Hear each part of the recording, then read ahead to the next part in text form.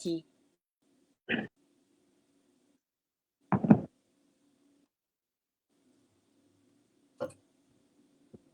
नमस्कार। अंतर्राष्ट्रीय हिंदी संगठन नीदरलैंड से मैं डॉक्टर रितु शर्मा ननन पांडे आज फिर से आपके समक्ष उपस्थित हूँ, एक नए लेखक को उनकी नई कहानी के साथ। तो मित्रों, आज हम जिनसे मिलवाने जा रहे हैं वह नाम अपने आप में हिंदी जगत में एक जाना पहचाना नाम है और बहुत विशिष्ट नाम है। कि हाँ, मैं बात कर रही हूँ प्रोफेसर शैलेंद्र कुमार शर्मा जी की। समकालीन साहित्य में हिंदी जगत में उनके विशिष्ट विद्वानों में अग्रणी स्थान है उनका, जिन्होंने साहित्य, भाषा, संस्कृति, लोक जीवन और शोध की विविध धाराओं को अपने चिंतन और कर्म से समृद्ध किया है। उनका व्यक्तित्व केवल एक शिक्षाविद, शोधकर्ता या आलोचक तक सीमित नहीं है, बल्कि वे भारतीय ज्ञान परंपरा, लोक चेतना और सांस्कृतिक अस्मिता के सजग संवाहक भी हैं। पिछले 3.5 दशकों से वे निरंतर साहित्यिक, अकादमिक और सांस्कृतिक गतिविधियों के केंद्र में सक्रिय रहकर हिंदी जगत को नई दृष्टि प्रदान कर रहे हैं। प्रोफेसर शैलेंद्र कुमार शर्मा का कार्यक्षेत्र अत्यंत व्यापक और बहुआयामी है। उन्होंने हिंदी साहित्य, देवनागरी लिपि, भाषा विज्ञान, लोक एवं जनजातीय साहित्य, संस्कृति अध्ययन तथा कला समीक्षा जैसे क्षेत्रों में गंभीर और मौलिक कार्य किया है। विशेष रूप से मालवा अंचल की लोक संस्कृति, लोक नाट्य, लोक भाषा और जनजातीय साहित्य पर उनका कार्य भारतीय लोकधर्मी चेतना को समझने का महत्वपूर्ण आधार प्रस्तुत करता है। उन्होंने ये सिद्ध किया है कि लोक केवल मनोरंजन या परंपरा का विषय नहीं है, बल्कि समाज की जीवित स्मृति और सांस्कृतिक आत्मा है। विक्रम विश्वविद्यालय में प्रोफेसर, विभागाध्यक्ष और कुल अनुशासक के रूप में उन्होंने शिक्षा, अनुसंधान, प्रशासन के क्षेत्र में भी अनेक उल्लेखनीय योगदान दिया है। अनेक राष्ट्रीय और अंतर्राष्ट्रीय संगोष्ठियों, व्याख्यानमालाओं और अकादमिक यात्राओं के माध्यम से उन्होंने हिंदी और भारतीय संस्कृति को वैश्विक मंच तक पहुंचाने का कार्य किया है। तो आइए हम स्वागत करते हैं हमारे आज के मंच पर हमारे आज के विशिष्ट अतिथि का। आदरणीय सर, आपका अंतर्राष्ट्रीय हिंदी संगठन के इस कार्यक्रम में स्वागत है। जी धन्यवाद जी, नमस्कार जी। मैंने देखा कि नीदरलैंड में रहते हुए डॉक्टर रितु नंदन पांडे ने लगातार महत्वपूर्ण पटलों के माध्यम से, साहित्य सृजन के माध्यम से, संपादन, अनुवाद कार्य के माध्यम से अपना एक विशेष स्थान बनाया हुआ है। और आज ये सुखद है कि विश्व पटल पर आपके द्वारा किए जा रहे कार्यों की निरंतरता में और विभिन्न साक्षात्कारों के निरंतरी के मध्य मुझे आपसे चर्चा का यह अवसर मिला है। मैं आपका उज्जैनी की तरफ से, उज्जैन माटी की तरफ से मैं आपका अभिनंदन करता हूँ, आपका स्वागत करता हूँ। हार्दिक आभार सर। और हमारे साथ जुड़े दर्शकों का भी मैं हार्दिक अभिनंदन करती हूँ और स्वागत करती हूँ। हमारे कार्यक्रम में जो अतिथि आते हैं उनसे सबसे पहला प्रश्न जो होता है हमारे दर्शकों का, वो थोड़ा सा व्यक्तिगत रहता है। और वही प्रश्न हमारे दर्शकों की ओर से मैं आपसे पूछना चाहती हूँ कि हिंदी साहित्य, लोक संस्कृति और देवनागरी लिपि के क्षेत्र में कार्य करने की ये तीनों अलग अलग चीजें हैं, तो इनको संभालना भी बहुत मुश्किल है। तो इन क्षेत्रों में कार्य करने की प्रेरणा आपको कहाँ से मिली? आपको कब लगा कि ये भी बहुत जरूरी है, इनमें कार्य किया जाना चाहिए? हमारे दर्शक आपसे जानना चाहते हैं। धन्यवाद डॉक्टर रितु नंदन पांडे जी। आपने जो प्रश्न अभी किया है ये हम आप सभी के जीवन से जुड़ा हुआ प्रश्न है। वस्तुतः भाषा, साहित्य, संस्कृति और समाज ये परस्पर एक दूसरे से संपृक्त हैं और कोई भी एक विधा, कोई भी ऐसा कोई क्षेत्र नहीं है जो दूसरे से अलग हो। तो मेरा भी यही मानना है कि जब इस दिशा में मेरी प्रवृत्ति हुई है, तो इन सब के बीच में किसी प्रकार का कोई अंतराल नहीं मानता। किसी भी व्यक्ति के व्यक्तित्व का गठन 3 महत्वपूर्ण आधारों पर होता है। पहला होता है परिवेश, दूसरा होता है अनुवंश और तीसरा होता है संस्कार। तो कोई भी व्यक्ति इन तीनों से मुक्त नहीं है। अतः जिस पुण्य पुरातन भूमि उज्जैनी में मेरा जन्म हुआ, उसका संबंध हमारी शाश्वत मूल्य परंपरा से है, हमारी चिरंतन चली आ रही सांस्कृतिक विरासत से है। और विशेष बात यह है कि जिन महत्वपूर्ण संदर्भों से आपने जोड़कर ये प्रश्न किया है, तो यह साहित्य की भी एक तरह से अनादि भूमियों में मानी जाती है। दूसरी तरफ लोक संस्कृति तो हम सबकी मूल संस्कृति है, उससे भी इसका रिश्ता है। और तीसरा भाषा और लिपि के सरोकारों के साथ भी इसका प्रारंभ से ही, जब से मनुष्य ने आंखें खोली हैं, तो पहले तो चित्रात्मक रूप में अपने आप को व्यक्त करता था और बाद में फिर लिपि का विकास हुआ। अतः इन सभी क्षेत्रों के साथ उज्जैनी, अवंती क्षेत्र, मालवा क्षेत्र और मध्य प्रदेश, इन सब का गहरा संबंध रहा है। जहां तक मेरे अपने स्वयं के इन सबके बीच संबंध बनाने का प्रयास है, तो जैसे मैंने कहा कि मनुष्य के व्यक्तित्व का निर्माण अनुवंश, परिवेश और संस्कार, इन तीनों के गुणनफल से होता है।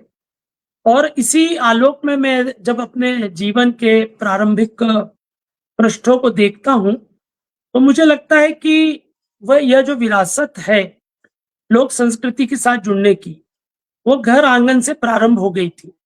मेरी जो बुआ जी हैं, अब तो वे दिवंगता हैं, लेकिन उन्होंने प्रारंभिक रूप में जब वे कथाएं सुनाती थी, वार्ताएं सुनाती थी, बचपन में परिवार में लोक गीतों का गायन, भले ही वो अनौपचारिक रूप में होता था, वो होता था। पारस्परिक विचार विनिमय में लोक भाषाओं का प्रयोग होता था, जिसे हम लोग इस क्षेत्र में मालवी के रूप में जानते हैं। इसी के सातत्य में हमारे अपने क्षेत्र में जो उज्जैनी का जो पुरातन हिस्सा है, जहां मेरा जन्म हुआ, वहीं पर एक तरह से प्रारंभिक संस्कार बन रहे थे। तो वहां पर मेरा संबंध लोक मंच के साथ बना। वहां पर स्थान स्थान से रामलीला, रासलीला की मंडलियां आती थीं। मालवा का और मध्य प्रदेश का जो प्रतिनिधि लोक नाट्य है माच, उसका वहां पर प्रस्तुतिकरण होता था।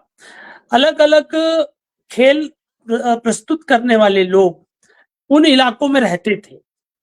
तो एक संस्कार घर से बनता है, एक संस्कार परिवेश से बनता है, और तीसरा जो है वह कहीं ना कहीं हमारे आनुवंशिकी से जुड़ा हुआ होता है। मेरे पिता जो थे, यद्यपि वो व्यवसाय से अलग क्षेत्र से जुड़े हुए थे, यानी कानून के क्षेत्र से जुड़े हुए थे, लेकिन उनकी ये विशेषता थी कि वे अपने उन तमाम क्षेत्रों से बाहर जब आने की चेष्टा करते थे, तो प्रतिदिन वे साहित्य पढ़ते थे। यानी उस समय की जितनी महत्वपूर्ण पत्रिकाएं थी, वो घर में वे लेकर के आते थे, चाहे वो धर्मयुग हो, साप्ताहिक हिंदुस्तान हो, सारिका, दिनमान, कादम्बिनी, नवनीत, ऐसी तमाम पत्रिकाएं घर में आती थी। तो एक संपर्क नए प्रकार के साहित्य से, नए प्रकार के सृजन से उस तरह से जुड़ गया।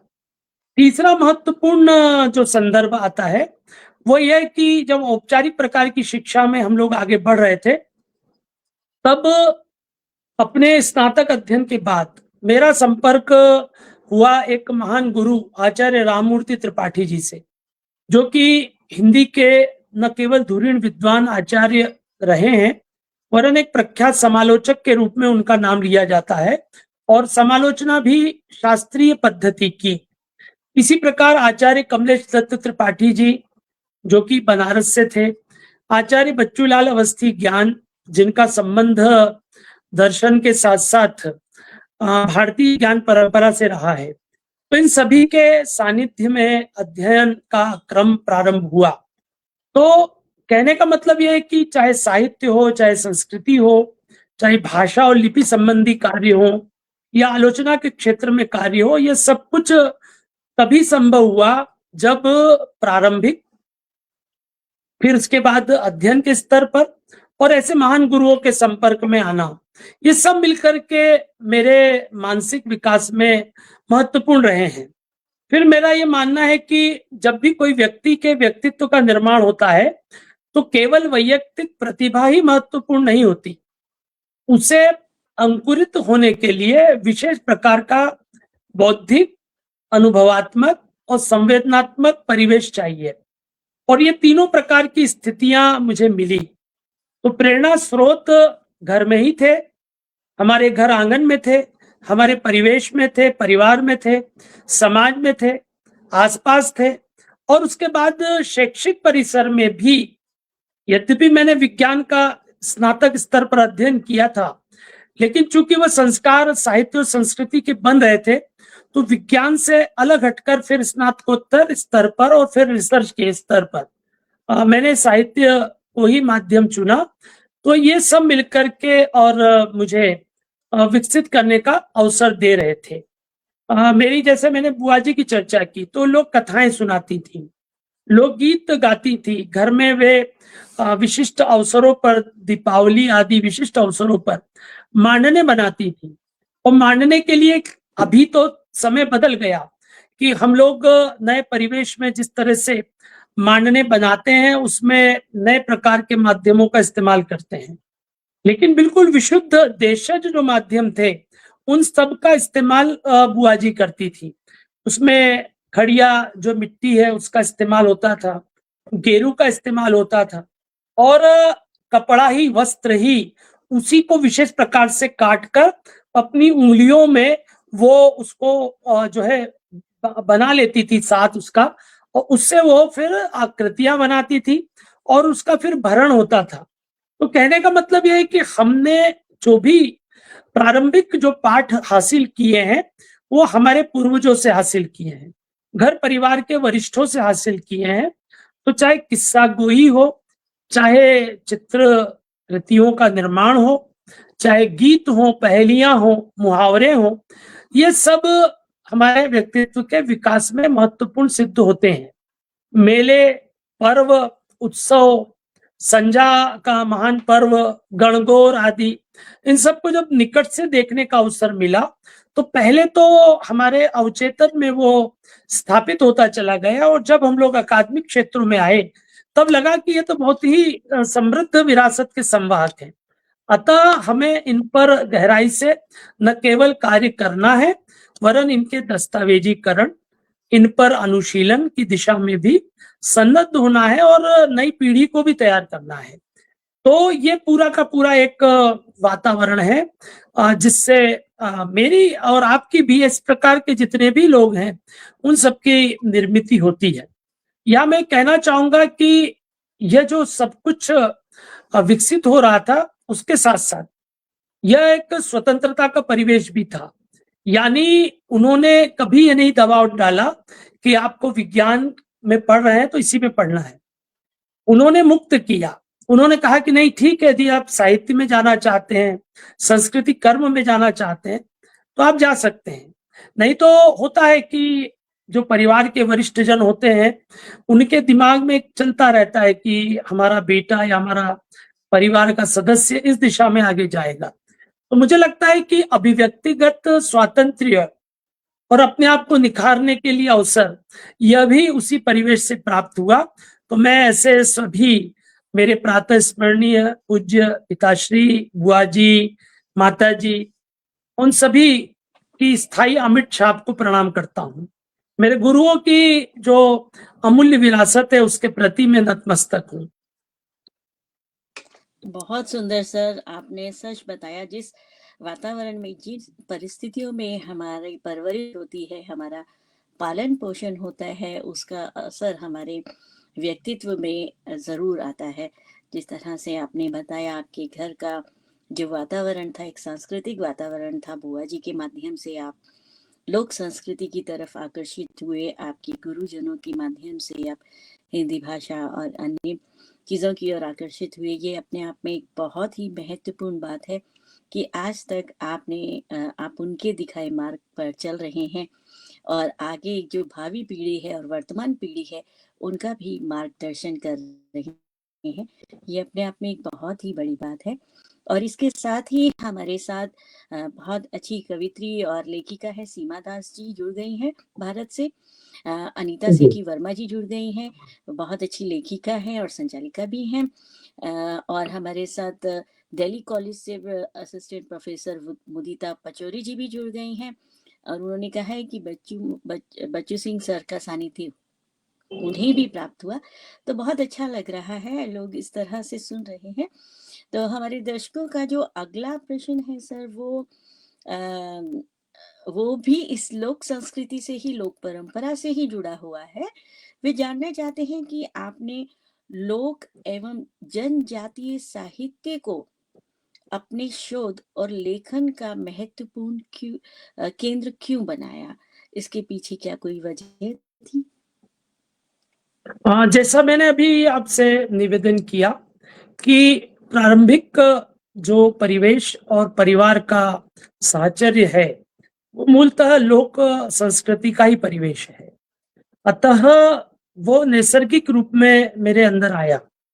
फिर बाद में जब अकादमिक क्षेत्र में मैं अपना कार्य आगे कर रहा था, तो मैंने फिर इन सब विषयों को लेकर एक बौद्धिक और वैचारिक स्तर पर भी विचार किया। मुझे यह प्रतीत हुआ कि क्या संभव है कि मैं अपनी बुआ जी के प्रकार का वह जो मांडना है या वह जो संज्ञा है, उसका क्या मैं पुनरुत्पादन कर सकता हूँ या किसी से करवा सकता हूँ। वो जो कथाएं मैंने सुनी है बचपन में शाम के समय, मैं ग्रामीण क्षेत्रों में भी रहा। वैसे परवरिश उज्जैन जैसे एक महत्वपूर्ण नगर में हुई, लेकिन जैसा कि होता है हम आप सभी के साथ कि हम बचपन में अपने परिवारजनों के यहाँ जाते हैं और वो एक तरीके से हमारे समग्र विकास का एक माध्यम बनते हैं। हमारे नानी का घर हो या हमारी दादी का घर हो, वो हमारे जीवन में एक अमिट स्मृतियां उत्पन्न करता है। तो जब मैं उन परिवेश में गया, ग्रामीण क्षेत्र में गया, वहां पर कृषि कर्म करते हुए परिवारजनों को देखा। शाम के समय एक स्थान पर बैठकर अनौपचारिक वातावरण में चर्चा करते हुए जब देखा, और हम लोग जिद पूर्वक उनसे कहते थे कि आप हमें कहानियां सुनाइए, हमें कथा वार्ता सुनाइए।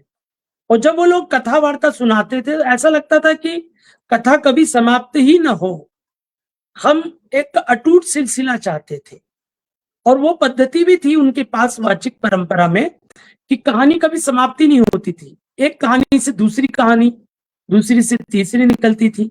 और ऐसा हमारे देखो पूर्वज कितने अद्भुत थे कि उन्होंने उसको कथा सरित सागर, संस्कृत की कृति है, कथा सरित सागर में समाहित कर दिया। यानी कथा में कथा चलती जा रही है, हितोपदेश, पंचतंत्र। और हमारा देश तो आख्यानों में जीवित रहने वाला देश है। पुराणों में भी आख्यान है, कथाएं हैं। तो मुझे ऐसा लगा कि ये जो वाचिक परंपरा है, वो चाहे कला की, चाहे मूर्त अमूर्त प्रकार की विरासतें हो, चाहे साहित्य हो, चाहे संस्कृति के विभिन्न उपादान हो, ये निश्शेष हो जाएंगे यदि हमने इनको सम्यक प्रकार से सहेजा नहीं। ऐसे में मुझे लगा कि हमारी जो संस्कृति है वो मूल रूप में लोक या जनजातीय संस्कृति है। भारत की मूल संस्कृति लोक जनजातीय संस्कृति है। जो शास्त्रीय संस्कृति है, शास्त्रीय जो विधान है, उनका निर्माण या उद्विकास भी इसी पृष्ठाधार पर हुआ है। नीचे से चल करके वो विकसित हुए हैं सबके सब, तो इसी दृष्टिकोण पर टिके हुए हैं। अतः हमें यह नहीं देखना चाहिए कि इनके बीच में कोई अंतराल हो। जैसे हमारे यहाँ कहा गया लोके वेदे च, भारत की संस्कृति, सभ्यता, परंपराएं लोक और वेद दोनों से संपृक्त हैं। यानी एक तरफ लोक धारा है और दूसरी तरफ वेद अर्थात शास्त्र धारा है, और दोनों मिलकर के भारत है। तो मुझे ऐसा प्रतीत हुआ कि शास्त्रों के संरक्षण संवर्धन के लिए उपाय तो चल रहे हैं, लेकिन अब हमें उपाय लोक और जनजातीय परंपरा के करने होंगे। तो इस दृष्टि से मैंने कुछ महत्वपूर्ण बिंदुओं को ध्यान में रखकर इस दिशा में कार्य किया। जैसे एक तो ये कि विस्मृति से संरक्षण की तरफ जाएं। हाँ, ये सब चीजें धीरे धीरे हम भूलते जा रहे हैं, और मुझे ऐसा लगता है, आज भी ऐसा लगता है, इतना सब कुछ कार्य हो रहा है, कई लोग इस दिशा में सन्नद्ध भी हुए। मैंने 50 से अधिक शोधार्थियों को लोक जनजातीय क्षेत्र में कार्य करने के लिए प्रवृत्त किया। कई ग्रंथ आए, कई ग्रंथ प्रकाशित हुए। फिर भी मुझे लगता है कि यदि हमने समय रहते हुए इन विरासतों का संरक्षण संवर्धन नहीं किया तो 15-20 साल बहुत हो जाएगा, इसके अंदर अंदर ये सब चीजें निश्शेष हो जाएंगी। आज भी हमारी बहुत सारी ऐसी संपदा है जो नष्ट हो गई है या विलुप्त हो गई है। वो चाहे लोक छंद हो, लोक गीतों की विभिन्न प्रकार की नैसर्गिक राग रागिनियां हो, कथा वार्ता की श्रुति परंपरा हो, ये सब धीरे धीरे नष्ट हो रहे हैं। तो मैंने एक प्रयास किया कि विस्मृति से संरक्षण की दिशा में आगे जाएं। हम कथा कहावतों को एकत्र करें, मूल में भी और अनुवाद के साथ भी, क्योंकि जो व्यक्ति बघेली बहुत जानता है या जो मालवी जानता है, वो जरूरी नहीं कि अन्य लोग भाषा को जाने। तो ऐसी कथाओं को, गीतों को संग्रहित करना, संपादन करना, फिर अनुवाद के माध्यम से अन्य भाषाओं में ले जाना, इस दिशा में मैंने कार्य किया। फिर लोक संपदा से इतिहास के पुनर्लेखन का कार्य भी किया। मैंने देखा कि बहुत सारे ऐसे अमरवीर हुए जो अनाम हैं, अज्ञात हैं, लेकिन लोक ने उनको जीवित रखा है। उन पर केंद्रित होकर के भी हमें काम करना होगा, इस दिशा में कार्य किया।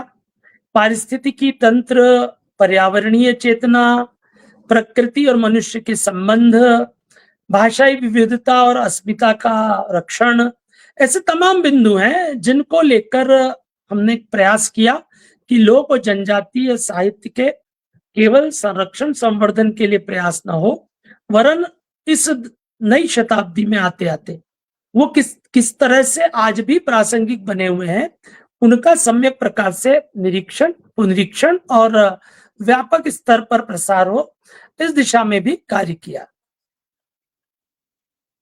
जी, बहुत अच्छा किया सर। बहुत आपका ये कार्य बहुत महत्वपूर्ण है।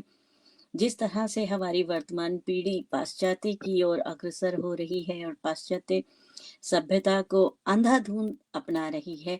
ऐसा नहीं है कि पाश्चात्य सभ्यता में कुछ अच्छाई नहीं है, लेकिन जी, वही कहते हैं ना कि अ, चाकू आपके हाथ में है तो ये आपके ऊपर निर्भर करता है कि आप उससे गला काटें या सब्जी काटें। बिल्कुल बिल्कुल, तो बहुत इस बढ़िया। तरह से, हाँ, तो इस तरह से हमारी पाश्चात्य सभ्यता भी कुछ ऐसी ही है। लेकिन क्योंकि क्या कहें कि लोगों को पाश्चात्य सभ्यता ज्यादा आकर्षित करती है और वो अंधाधुंध उनका अनुसरण कर रहे हैं, जबकि जो हमारी लोक संस्कृति है उसका अनुसरण पाश्चात्य देशों में हो रहा है। जब मैं यहाँ देखती हूँ नीदरलैंड में भी कि हम कहीं जाते हैं, यहाँ पे एक वेरल्ड विंकल कहलाती है हैंडीक्राफ्ट की, जहाँ पे बहुत सारे देशों की जो हस्तकलाएं हैं वो वहाँ रखी होती है। लोग वहाँ पे जी, इतने ऊंचे दामों पे खरीदते हैं उन चीजों को। तो ये चीजें तो हमारे साथ हैं। हमारे जैसा आपने बताया कि हमारे दादी नाना नानी के पास हैं ये चीजें, जो स्टोरी टेल आजकल यहाँ पढ़ाई जाती है वो हमारे यहाँ है। और उसको सहेज रखने का एक बहुत महत्वपूर्ण कार्य आपने किया है और हमारी भावी पीढ़ी के लिए एक धरोहर के रूप में है, क्योंकि इसमें हमारे संस्कार भी निहित हैं। जैसा कि हमारे साथ जुड़ी, कतर से जुड़ी गजलकारा और कवित्री आदरणीय संगीता चौबे पंखुड़ी जी ने भी लिखा है कि बच्चों की जो परवरिश है वो नानी की कहानियों से ही बच्चों में संस्कार पोषित पल्लवित होते हैं। और इस बीच में हमारे साथ दिल्ली यूनिवर्सिटी के professor, head of the department, Khalsa college के डॉक्टर हरनेक गिल जी भी जुड़ गए हैं और बहुत ज्ञानवर्धक चर्चा कह रहे हैं। और साहित्य के क्षेत्र में सार्थक प्रयास और कार्यों के लिए आपका हार्दिक आभार व्यक्त कर रही हैं। संगीता चौबे पंखुड़ी जी और देव बेनीवाल जी भी जुड़ गए हैं। बहुत अच्छी और सार्थक चर्चा कह रहे हैं। तो अब हम चर्चा को आगे बढ़ाते हैं। इस बीच में बहुत से प्रश्न और आ गए हैं हमारे दर्शकों के। लोक संस्कृति से थोड़ा सा हटकर आए हैं। हमारे दर्शक आपसे जानना चाहते हैं सर, वर्तमान समय में हिंदी भाषा और भारतीय भाषाओं के समक्ष सबसे बड़ी चुनौती क्या है? मुझे ऐसा लगता है कि समय के इस प्रवाह के बीच हमारी जो प्रादेशिक या क्षेत्रीय भाषाएं हैं, हमारी बड़े क्षेत्र में बोली जाने वाली भाषाएं हैं, या फिर राष्ट्रीय भाषाएं हैं, जिनको कि हम लोग संविधान की अनुसूची में हम लोग प्राप्त करते हैं, ऐसी 22 भाषाएं हैं। निश्चित तौर पर इन सभी के सामने संकट गहरा रहा है, और ये संकट जितना भाषाओं से जुड़ा हुआ है, उससे ज्यादा बड़ा संकट मानसिकता से जुड़ा हुआ है। हम लोगों ने अपनी जो आत्मीयता की जो स्थिति है, क्योंकि लंबे समय तक व्यक्ति यदि किसी गुलामी की स्थिति में रहता है, तो वो फिर गुलामी छोड़ भी देता है, लेकिन उसकी मानसिकता नहीं बदलती। कुछ उसी प्रकार की समस्या हम लोगों के साथ में है। आजादी प्राप्त करने के अनेक दशकों के बाद भी वह जो गुलामी के चिन्ह हैं, वो आपको प्रकट या गुप्त रूप में आपको दिखाई देंगे, स्थान स्थान पर दिखाई देंगे। उसमें भाषा भी है, उसमें सभ्यता भी है, उसमें संस्कृति भी है। जाने अनजाने हम अपने से ही दूर होते जा रहे हैं। कुछ लोग तो जानबूझ करके करते हैं। जैसे अभी हम लोग देखते हैं कि बालपन से ही बच्चों को अपनी भाषाओं से दूर किया जा रहा है, यद्यपि उन्हें यह नहीं पता है कि इससे वो जो बालक है या बच्चा है, उसके सामने गंभीर मनोवैज्ञानिक संकट खड़ा हो चुका है, लेकिन वो नहीं समझते इसको। वे प्रयास करते हैं कि जितना जल्दी से जल्दी हो ये अपनी भाषाओं से दूर हो जाए और उस भाषा में दक्षता प्राप्त कर ले जो बाद में व्यावसायिक दृष्टि से इसे सफल बनाएगी। तो मैंने ऐसे बहुत सारे लोगों को देखा है। चूंकि मैं जिस परिसर से जुड़ा हुआ हूं, उसमें सभी प्रकार की पृष्ठभूमि के विद्यार्थी आते हैं। तो मैंने ये पाया कि ऐसे विद्यार्थी जो कि दोनों प्रकार की भाषाओं के बीच फंसे हुए हैं, वो बहुत जटिल प्रकार के अनुभव को प्रस्तुत करते हैं। यानी वे न तो अपनी भाषाओं से जुड़े रह पाए हैं, उसमें यदि मैं कुछ ऐसे शब्द कह दूं उनको जिनको हम लोग दैनिक जीवन में व्यवहार में लाते हैं, तो समझ नहीं पाते कि सर आप क्या कह रहे हैं। और यदि अंग्रेजी में बात करें तो अंग्रेजी में तो दक्षता प्राप्त की ही नहीं है, क्योंकि उन्होंने उसे केवल कंठस्थ करने के लिए पढ़ा है। जो वातावरण, जैसे नीदरलैंड में आप रहती हैं, तो वहां की जो स्थानीय भाषा है उसमें आपने नैसर्गिक रूप में, जीवंत रूप में अनुभव अर्जित करते हुए दक्षता प्राप्त की है। लेकिन यहाँ तो ये हो रहा है कि इधर माध्यम अंग्रेजी और दैनंदिन जीवन में हिंदी, तो दोनों के बीच में वो त्रिशंकु की भांति रहते हैं। लेकिन ये अच्छा है कि अभी हाल के दौर में राष्ट्रीय शिक्षा नीति 2020 के आने के बाद स्थितियां बदली हैं। हमने उस आत्मीयता की स्थिति को त्यागने के लिए अपने आप को तत्पर किया है, और भारतीय भाषाओं का महत्व नए सिरे से रेखांकित हो रहा है। शिक्षा में भारतीयता और भारतीयता की शिक्षा, ये तभी संभव है जब हम अपनी भाषाओं से जुड़े रहेंगे, हमारी लोक बोलियों से जुड़े रहेंगे। यदि हम अपनी मालवी, भीली, भिलाली, सहरिया, गोंडी, अबुझमाड़िया, उरांव, मैथिली, मगही या फिर भोजपुरी, मैथिली, ब्रजी, अवधी से दूर होंगे, हम अपने से दूर होंगे, हम अपने देश की संस्कृति से दूर होंगे। तो पहले हमें अपनी बोलियों से, अपनी उपभाषाओं से जुड़ना होगा, फिर हमें राष्ट्र की भाषाओं से, जिसमें हिंदी के अलावा गुजराती है, मराठी है, तमिल, तेलुगु, कन्नड़, मलयालम है, उनसे जुड़ना होगा। और फिर यदि आवश्यकता हो तो हम दुनिया की ऐसी तमाम भाषाओं को जाने, सीखें जिनके साथ हमको किसी भी प्रकार का औपचारिक या अनौपचारिक संबंध बनाना हो।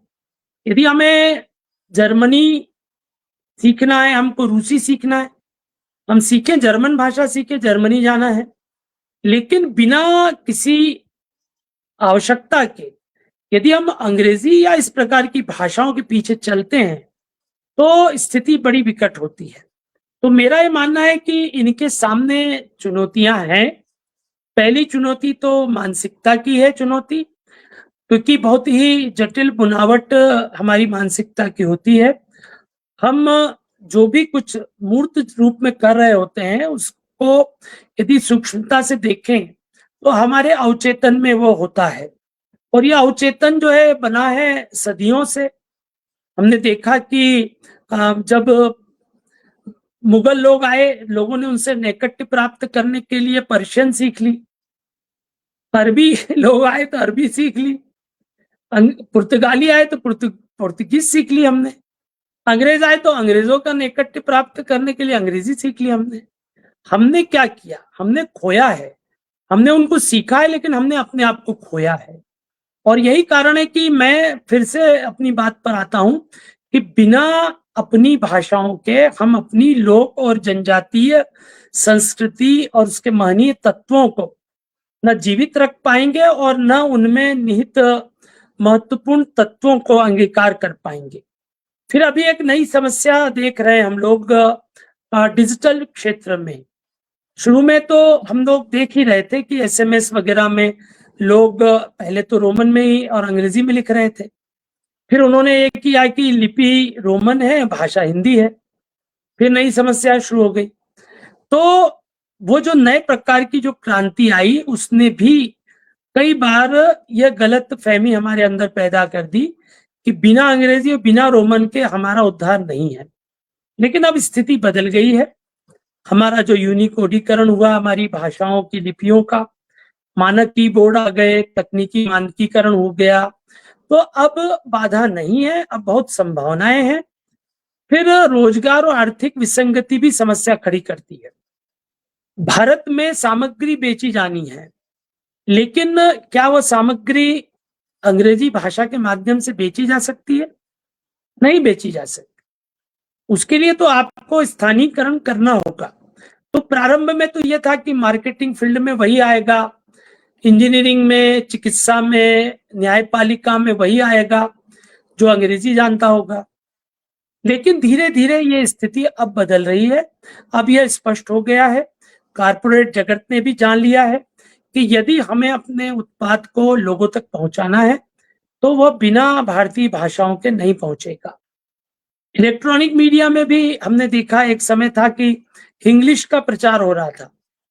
वो इंग्लिश जो थी वो विदेशी चैनल थे और विदेशी सभ्यता का रोपण वो भारत में करना चाहते थे, उन्होंने वैसा किया। लेकिन अब समझ में आ गया। अब आप देखिए कि बहुत अच्छे से हमारी जो शब्द हैं वो मीडिया में आने लगे हैं। ये जरूर है कि बीच बीच में जो है कई अखबार भी अंग्रेजी शब्दों का इस्तेमाल करते हुए दिखाई देते हैं, लेकिन ये तय बात है कि जब तक हम लोग पाठक, दर्शक और एक आम भाषा प्रेमी सजग नहीं होगा तब तक यह जो उहापोह की स्थिति है ये समाप्त नहीं होगी।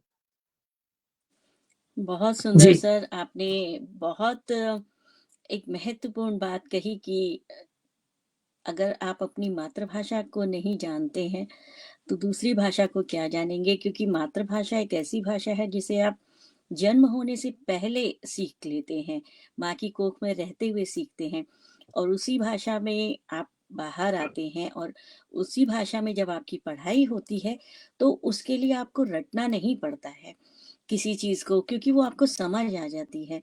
और दूसरी बात आपने बताई कि जब जिस तरीके से जहाँ आवश्यकता है वहां पे आप दूसरी भाषा को आत्मसात करें, ये अच्छी बात है कि आपको पता है कि आप विदेश जा रहे हैं और वहां पर आपको इस भाषा की जरूरत पड़ने वाली है, तो जानकारी होना बहुत ही आवश्यक है। और जबकि देखा जाए तो विदेशों में जो भारत की अंग्रेजी है, मैं माफी चाहती हूँ, उसको कहीं पे भी कहीं उसका स्तर नहीं है। आप जी भारत में कितनी ऊंची पढ़ाई कर लें अंग्रेजी की, यदि आप कनाडा, अमेरिका, लंदन में कहीं भी जाते हैं रहने के लिए, तो वहां पर भी आपको परीक्षा देनी पड़ती है उस भाषा के लिए, तो फिर से जी आपको वो रटना पड़ता है। और यूरोप में तो हिंदी का वर्चस्व ही नहीं है। नीदरलैंड की बात कही, एक छोटा सा है, दिल्ली से भी छोटा देश है, लेकिन इसकी पढ़ाई शून्य से लेकर और जो उच्च शिक्षा है नीदरलैंड भाषा में है। तो यूरोप में तो हिंदी के माध्यम से आप आगे बढ़ सकते हैं, लेकिन अंग्रेजी के माध्यम से नहीं बढ़ सकते यूरोप में भी आगे।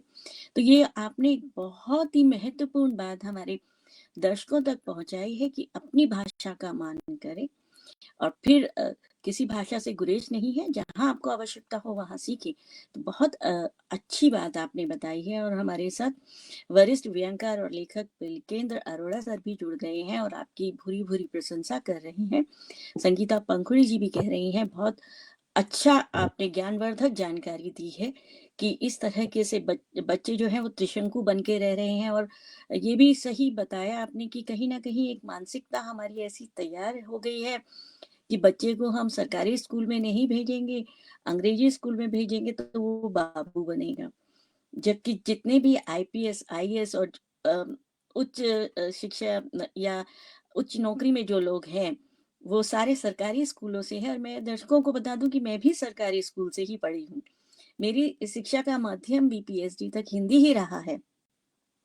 तो आप ये नहीं कह सकते कि आप हिंदी पढ़ के कहीं नहीं पहुंच सकते हैं। हिंदी पढ़कर आप जी बहुत कुछ कर सकते हैं, बिल्कुल। तो इसी से जुड़ा हुआ एक और प्रश्न है हमारे दर्शकों का कि आज के युवा शोधार्थियों और विद्यार्थियों को आप शोध एवं लेखन के संदर्भ में, क्योंकि आपने बहुत शोध किए हैं, आपके आपके अंदर में बहुत सारे बच्चों ने शोध किए हैं, तो उस संदर्भ में आप क्या संदेश देना चाहेंगे? मंच आपका है। अभी जो आपने एक बात कही कि मनस्थिति वाली जो समस्या है वो तो है ही। लेकिन अभी इस प्रकार से भी एक अनुभव आया देखने में कि अंग्रेजी माध्यम विद्यालय, यानी अंदर आप जाएंगे तो वहां पर आपको कोई अंग्रेजी माध्यम वगैरह नहीं है। जैसे दूसरे स्कूलों में हिंदी एक भाषा के रूप में पढ़ाई जा रही है, वहां भी पढ़ाई जा रही है। यानी आवरण जो है वो अंग्रेजी माध्यम का है, अंदर सब कुछ हिंदी का है। केवल क्यों? क्योंकि लोगों को आकर्षित करने के लिए। अभी सरकारी विद्यालयों में भी एक बोर्ड लगने लगा है, अंग्रेजी माध्यम। अब जब उनसे पता किया गया तो ये जवाब उनका आता है कि नहीं, ये तो हमने केवल लोगों को बताने के लिए कि नहीं, सरकारी विद्यालय में भी अंग्रेजी हो सकती है, अंग्रेजी पढ़ाई जाती है। और ये मैंने पाया, और आपने भी अनुभव किया होगा कि हम लोगों ने जो सरकारी विद्यालयों में जो अध्ययन किया, और हमारे अंग्रेजी के जो पढ़ाने वाले उस समय के जो शिक्षक थे, वो इतने गहराई से हमें टेंस का, हमें तमाम प्रकार की चीजों का ज्ञान करवाते थे कि हमारी अंग्रेजी अंग्रेजी माध्यम में पढ़ने वाले लोगों की तुलना में भले ही बहुत अच्छी ना हो, लेकिन उसके समतुल्य तो हो ही जाती है। तो ये जो है एक भाषा के रूप में अंग्रेजी पढ़ना या रूसी या चीनी को पढ़ना कोई बुराई नहीं है। लेकिन हम जब अंग्रेजी के साथ संबंध संपर्क जोड़ते हैं, तब हमारे मन में आज भी वो जो औपनिवेशिक जो दासता है वो बनी हुई रहती है। अतः मेरा ये मानना है कि भाषा को लेकर यह जो विशेष प्रकार की स्थिति इस देश में हमें दिखाई देती है, छोटे छोटे गांव देहात में भी मैं जाता हूँ तो वहां भी विद्यालय का जो है अंग्रेजी में जैसा भी हो, टूटी फूटी अंग्रेजी में उस विद्यालय का नाम लिखा रहता है, वो गलत हो तब भी वो लिखा रहता है। इस मानसिकता से बाहर आने की आवश्यकता है। आपने अभी कहा कि शोध और लेखन में युवाओं का जो समय है वो क्या हो, तो मेरा ये मानना है कि शोध जो है वो एक अविराम यात्रा है। एक ऐसी यात्रा जो शुरुआत तो हो सकती है जिसकी, लेकिन जिसका अंत नहीं होता। हमारे अब तक के हुए शोध, वो उनका जो पूर्व समय है, यानी सहस्राब्दियों पहले या प्रागैतिहासिक काल से उनका संबंध है। ऐसा नहीं है कि अचानक कोई एक विचार आया और उसके बाद अन्वेषण की दिशा में व्यक्ति आगे बढ़ा और फिर अनुसंधान पूरा हुआ, ऐसा नहीं है। आज जिस शोध के विराट देवालय में हम लोग उपस्थित हैं, उसकी नींवें बहुत गहरी हैं। हमारा जो ध्यान है वो जाता है कंगूरों की ओर, शिखर की ओर, या देवालय के ऊपर वाले हिस्से पर, लेकिन हमारा ध्यान नींव पर नहीं जाता। यदि नींव के पत्थर के रूप में आर्यभट्ट, चरक, सुश्रुत, वराहमिहिर आदि नहीं हुए होते, तो आज जिस दिशा में हम डिजिटल क्रांति के दौर में आगे बढ़ गए हैं, शून्य का आविष्कार नहीं हुआ होता, तो क्या हम वहां तक पहुंच रहे होते? तो मैं हमेशा अपने शोधार्थियों से कहता हूं कि जब भी कभी किसी नई शोध दिशा की तरफ आगे जाएं, सबसे पहले उन नींव के पत्थरों को देखें। साहित्यिक शोध, भाषा संबंधी शोध, भाषा वैज्ञानिक शोध, संस्कृति संदर्भित शोध, तुलनात्मक शोध, शोध के जितने भी आयाम हो सकते हैं, मैं सभी में विद्यार्थियों सबसे पहले कहता हूं कि वे अपने शोध के पृष्ठाधार को देख लें। वे जान लें कि ऐसे कौन कौन से महत्वपूर्ण तत्व या सिद्धांत हैं जिनके आलोक में हमारे पूर्वजों ने शोध किया है।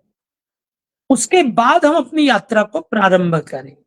यदि हम नहीं जानेंगे, हम कोरिया में, चीन में, जापान में जो हो रहा है विज्ञान में, उसे नहीं जानेंगे, तो वैज्ञानिक शोध नहीं कर सकते, प्रौद्योगिकी के क्षेत्र में शोध नहीं कर सकते। तो चाहे वो हमारे विद्यार्थी हों या इस परिसर के विद्यार्थी हों, मैं सबसे ये कहता हूं कि वे पहले अपने पूर्वागत अनुसंधान परंपरा को जानें, फिर जो अलक्षित है उसको देखें, जो अनछुआ है उसको छूने का प्रयास करें। उसका सुपरिणाम ये रहा कि अब तक जितने भी शोध कार्य मैंने करवाए हैं, उसमें पिष्ट पेषण के लिए अवसर नहीं है, कोई दोहराव नहीं है, कोई अनुकरण या नकल की स्थिति नहीं है। वो इसलिए नहीं है क्योंकि मैंने विषय ही उनको नवीन दिशाओं से जुड़े हुए प्रस्तुत किए, उसमें प्रवृत्ति किया। शुरू शुरू में उनको तकलीफ होती है। जब भी आप किसी विद्यार्थी से अचानक कह दें कि आपको नया करना है, तो उसको थोड़ा सा असहज तो लगता है, लेकिन ये प्रशिक्षण जरूरी है। जो प्रशिक्षण हमें अपने गुरुओं ने दिया, अपने पूर्वजों ने दिया, वो प्रशिक्षण यदि हम युवाओं को नहीं देंगे, तो निस्संदेह वे भी पिष्ट पेषण करते हुए दिखाई देंगे। यही स्थिति लेखन की है। जब कोई नया रचनाकार कविता, गीत आदि लेकर के आता है, तब मैं उसे कहता हूं कि क्या आपने उस संबंधित विधा का जो पूर्व परंपरा है उसका अध्ययन किया है? उससे जुड़े हुए जो महत्वपूर्ण शास्त्रीय पक्ष हैं उनको जाना है? यानी यदि आप छंदबद्ध कविता कर रहे हैं, तो क्या छंद को जाना है? या आपने गीत लिखा है, तो क्या गीत की परंपरा को जाना है? और यह परंपरा नहीं जानने से संकट ये होता है कि व्यक्ति को लगता है कि मैंने जो रच दिया वही अंतिम है, वही श्रेष्ठ है। मेरा ये मानना है कि आधुनिकता बिना गहरी परंपरा के संभव नहीं है। परंपरा के साथ जुड़ने का मतलब रूढ़ियों को ही आगे ले जाना नहीं है। परंपरा वह है जो बंधन नहीं है, जो हमें मुक्त करती है। रूढ़ियां बंधन है, रूढ़ियां हमें बांधती हैं, परंपरा हमें मुक्त करती है। अतः वही परंपरा है जो हमें मुक्त वातावरण में ले जाती है। तो आधुनिकता का निर्माण, नए सृजन की संभावनाएं तब तक संभव नहीं है जब तक हम परंपरा को नहीं जानेंगे। परंपरा निष्ठ होना, परंपरावादी होना ये जरूरी नहीं है। आप एकदम अभिनव बात कह सकते हैं, लेकिन जाने तो सही। बिना जाने उसको उपेक्षित करना निस्संदेह अपने समय और समाज के साथ अन्याय करना है। अतः शोध हो, लेखन हो, नए प्रकार की रचनात्मकता हो, चित्रकला हो, चूंकि चित्रकला का विभाग भी हमारे इसी परिसर में है, जिस भवन में हम लोग पढ़ाते हैं, तो मैं उन विद्यार्थियों से भी संवाद करते हुए कहता हूं कि चित्र की अनुकृति तो करना ही है। पहली शुरुआत ही हमारी वहां से होती है। हम शुरू में जब कोई गीत, कविता, गजल लिखते हैं, तो हमारे जहन में जाने अनजाने कोई न कोई रचनाकार होता है, हम करते हैं, लेकिन वही सब कुछ नहीं है। हमें अपना पंथ खुद बनाना होगा, और पंथ तभी बनेगा जब हम पूर्व के पंथ को जानते होंगे। तो उनको हम निरंतर ये संदेश देते हैं कि वे अभिनव रूप में किसी भी कृति का सृजन करें। विषय वही है, साहित्य के विषय भी वही हैं, वही प्रेम, वही करुणा, वही मानवता, वही हिंसा और अहिंसा के बीच का संघर्ष, वही सारे विषय हैं। लेकिन उसके बीच वही रचनाकार श्रेष्ठ रचनाकार हो सकता है जो महाकाल का दृष्टा हो। महाकाल का तात्पर्य ज्योतिर्लिंग महाकाल नहीं है, वो तो है ही, लेकिन जो विराट समय है हमारा, जब तक हम उसके दृष्टा नहीं होंगे तब तक श्रेष्ठ सृष्टा नहीं बन पाएंगे। वाल्मीकि, भास, भवभूति, कालिदास, गोस्वामी तुलसीदास, ये तभी बड़े रचनाकार हुए जब इन्होंने पूर्व परंपरा का, पूर्व सिद्धांतिकी का, पूर्व के शास्त्रीय या व्यवहारिक मानदंडों का सम्यक प्रकार से अवलोकन और ग्रहण नहीं किया। इस सब करने के बाद ही कोई महादेवी, सुमित्रानंदन पंत, जयशंकर प्रसाद बन सकता है। और निराला निराला जो कि छंद शास्त्र के ज्ञाता हैं, जो परंपरा के ज्ञाता हैं, वे ही विद्रोह कर सकते हैं। जो जानता ही नहीं वो क्या विद्रोही बन सकता है। धन्यवाद। बहुत सुंदर सर, बिल्कुल आपने सच कहा कि रूढ़िवादिता जो है वो प्रगति का मार्ग रोक देती है, लेकिन प्रगतिवाद बनना चाहिए हमें, और नई चीजें सीखने से गुरेज नहीं करना चाहिए। चीजों में नयापन लाना चाहिए, लेकिन तथ्यों के साथ लाना चाहिए। और अपने से पहले जो हमारे शास्त्रों में है, पुराणों में है, बहुत ज्ञान है। भारतीय ज्ञान परंपरा अपने आप में बहुत समृद्ध है, जिसका अनुकरण आज पाश्चात्य देश कर रहे हैं। उनको जानना भी बहुत आवश्यक है। इसका एक छोटा सा उदाहरण, जैसे हम कहीं जाते हैं तो बच्चों से पूछा जाता है कि आप कहाँ से आए हो, तो बच्चे अगर माँ बाप के बारे में या अपने देश के बारे में नहीं जानते, नीदरलैंड में आप चाहे यहाँ पे 5वीं पीढ़ी है, 6ठी पीढ़ी है, कोई फर्क नहीं पड़ता, लेकिन आपका रंग रूप अलग है, तब भी लोग आपसे पूछते ही हैं आप कहाँ से आए हैं। और जब वो आपसे पूछते हैं, आप बताते हैं कि हम यहाँ से आए हैं, तो वो पूछते हैं आप अपनी भाषा जानते हो। तो बहुत यही बढ़िया। एक प्रश्न है कि पहले अपने आप को जानिए और फिर नए नए अनुसंधान कीजिए। बहुत अच्छा है, क्योंकि जैसा आपने बताया कि विदेशी पद्धति को भी हम अपना सकते हैं, कि बहुत सारी देश विदेश में बहुत सारे नए नए अनुसंधान हो रहे हैं, नई तकनीकें आ रही हैं, उन सबको साथ लेके एक नया रास्ता बनाया जाए, वो बहुत महत्वपूर्ण है। और शोध का तो मतलब ही शोध करना है, निरंतर उसमें ज्ञानवर्धन करना है। तो आपने बहुत ही महत्वपूर्ण बात हमारे दर्शकों के समक्ष रखी है। इस बीच हमारे साथ नेपाल से मोनी विजय जी जुड़ गई हैं। मोनी विजय जी एक समाज सेविका है और बहुत अच्छी लेखिका भी हैं, और उनकी एक जी। अपनी संस्था है ह्यूमैनिटी की। तो उनका भी आपके लिए बहुत बहुत साधुवाद दे रही हैं कि बहुत गहन विषय पर आपने प्रकाश डाला है। अब इसके आगे हम थोड़ा सा और बढ़ते हैं, तो हमारे दर्शक पूछना चाहते हैं आपसे कि आलोचना और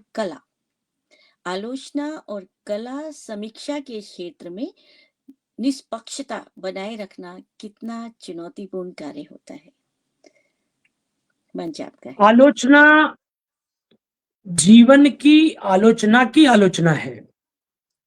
जब कोई कवि, कथाकार, व्यंग्यकार, लघु कथाकार कोई रचना प्रस्तुत करता है तो वह जीवन की आलोचना करता है। आलोचक का काम उससे आगे का काम है। वह उस रचना में अनुस्यूत समाज, मानव जीवन की आलोचना करता है। अतः आलोचना जीवन की आलोचना है। तो एक आलोचक को दोनों देखना होगा, उसे कृति को भी देखना है और जीवन और समाज को भी देखना है। आलोचक का दायित्व बहुत गहरा है। उसके 3 दिशाओं में उसके दायित्व हैं। पहला दायित्व रचना के प्रति है, दूसरा दायित्व लेखक के प्रति है, और तीसरा दायित्व पाठक के प्रति है।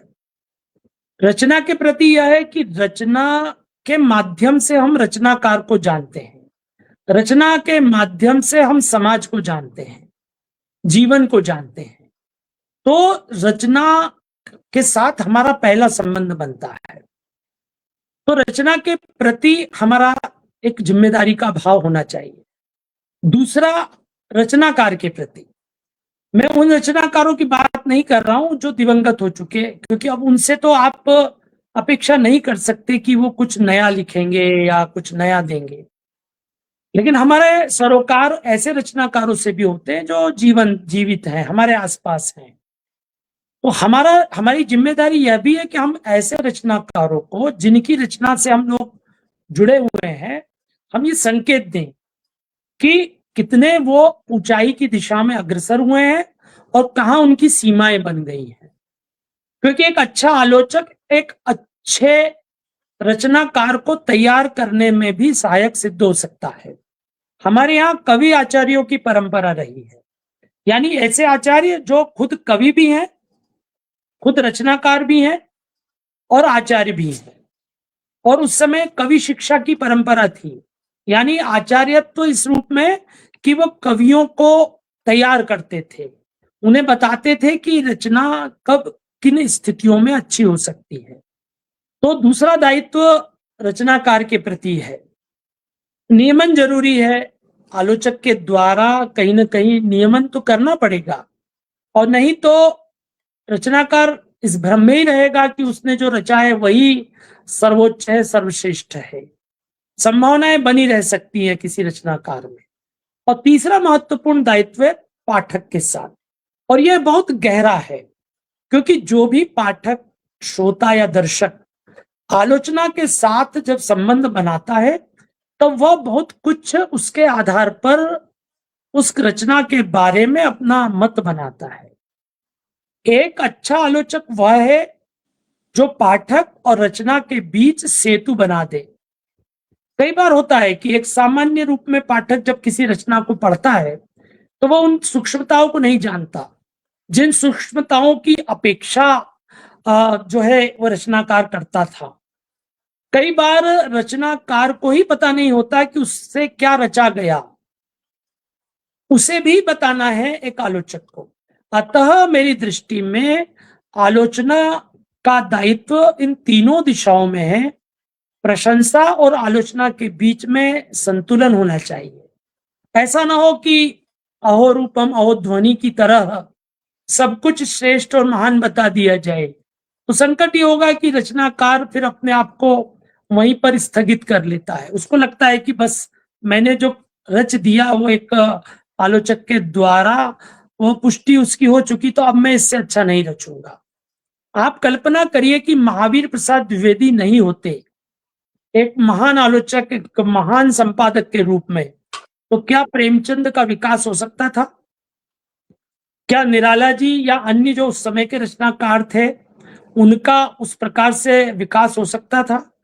तो आप सोचिए कि हमारी जो हिंदी आलोचना है उसकी शुरुआती इस बिंदु से खड़ी होती है कि एक आलोचक संपादक रचना को खारिज कर देता है।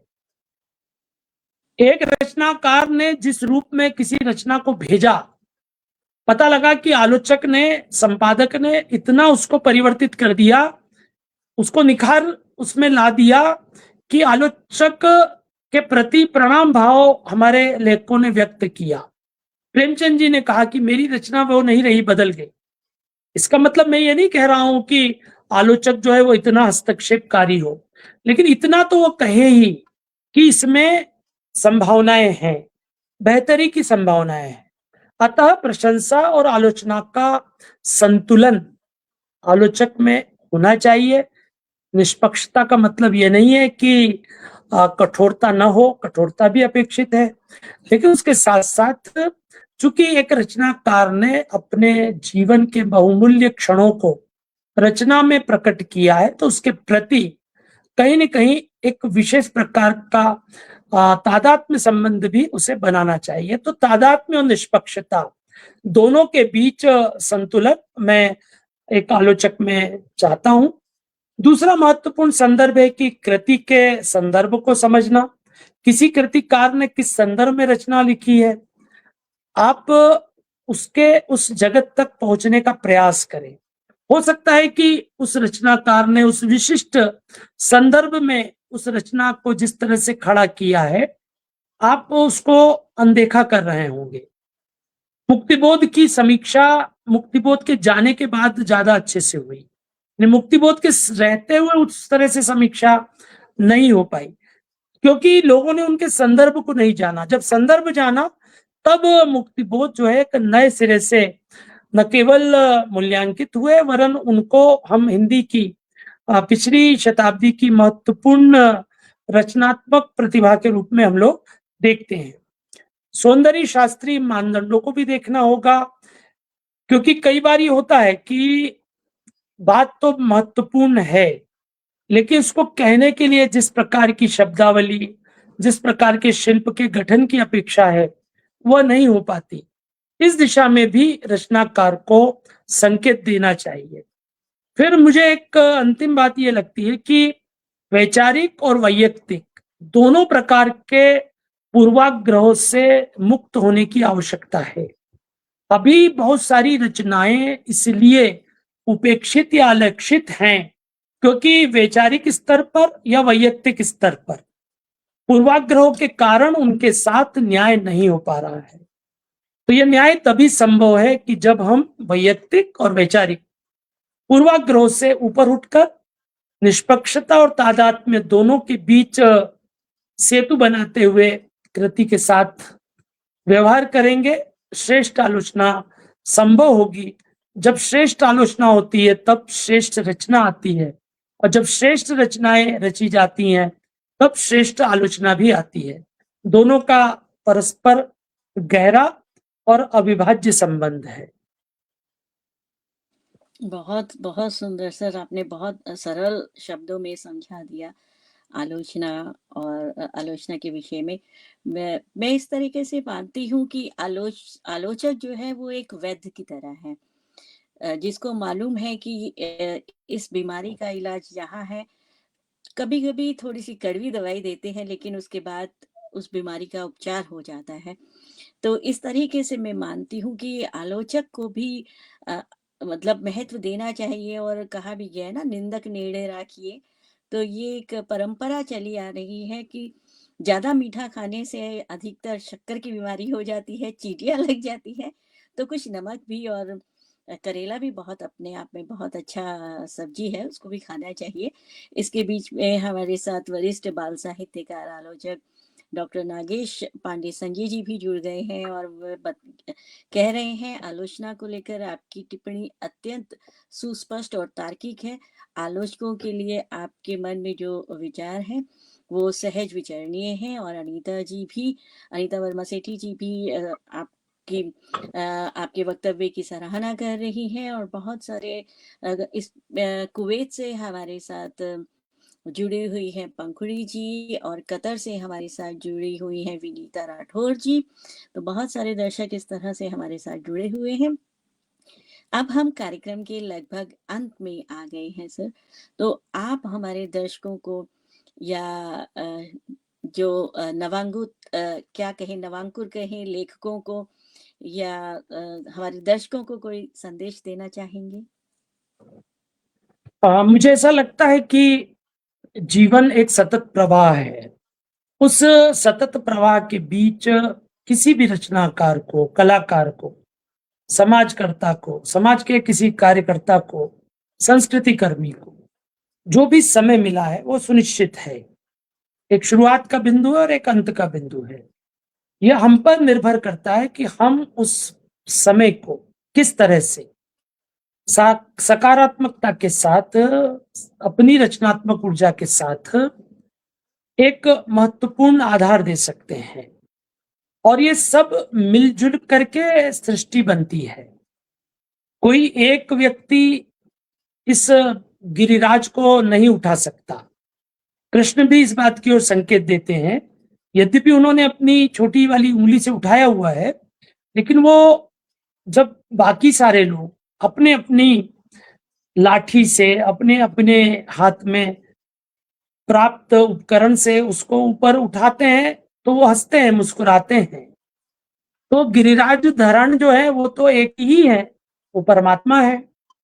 लेकिन परमात्मा ने उस रूप में, जैसे कृष्ण ने किया था, हम सबको दायित्व दिया हुआ है।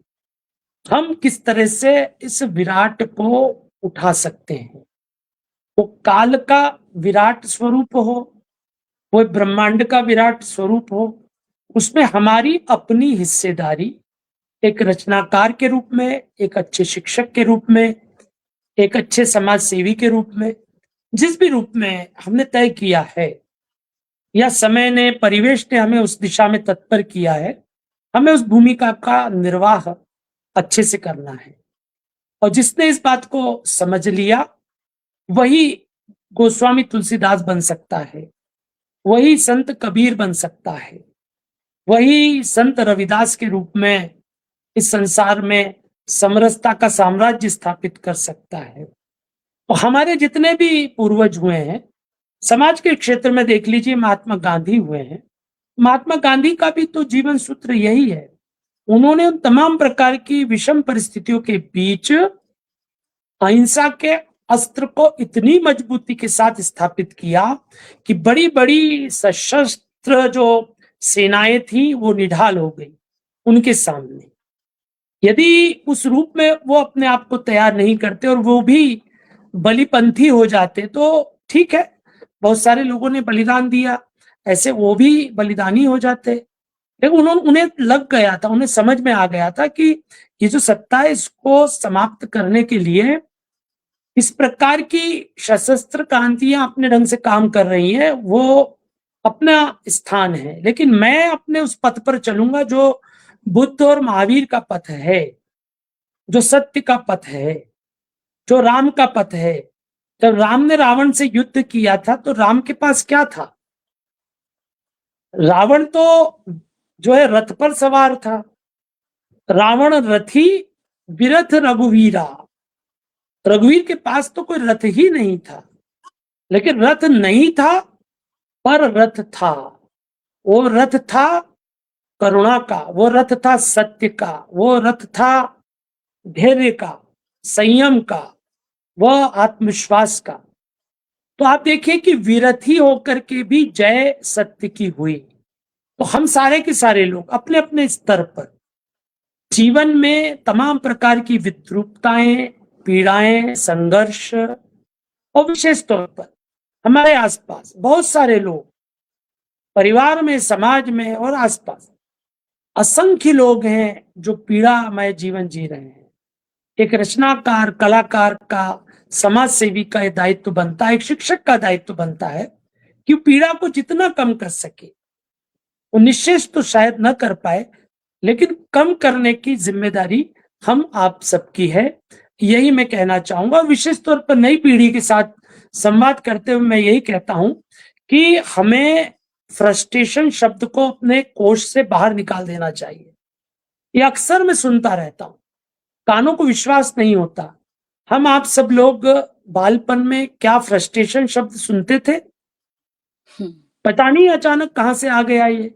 और जब माता पिता शब्द को बोलते हैं तो मुझे और पीड़ा होती है।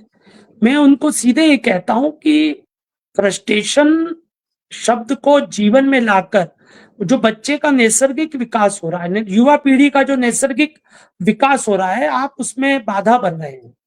उसको स्वतंत्र चेता होने दीजिए, मुक्तावस्था की दिशा में उसे ले जाने दीजिए, अन्यथा वो खुद ही खुद के बनाए हुए जाल में फंस जाएगा। बहुत बहुत धन्यवाद।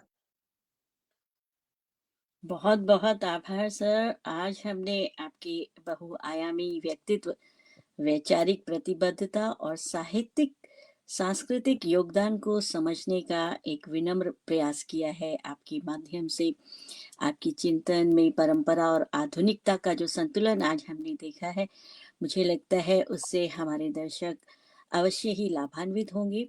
और आपने बहुत ही महत्वपूर्ण मूल्यवान विचार हमारे दर्शकों के समक्ष रखे, इसके लिए मैं आपका हृदय से आभार व्यक्त करती हूँ।